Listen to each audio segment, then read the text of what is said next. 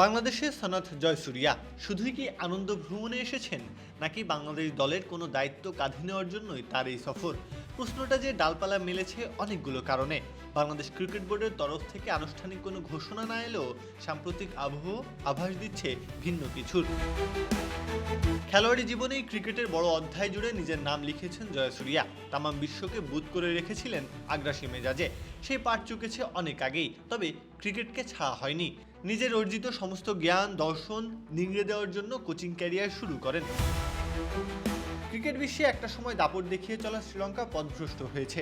পথ দেখানোর জন্য একজনকে দরকার। এগিয়ে এসেছিলেন জয়সূরিয়া।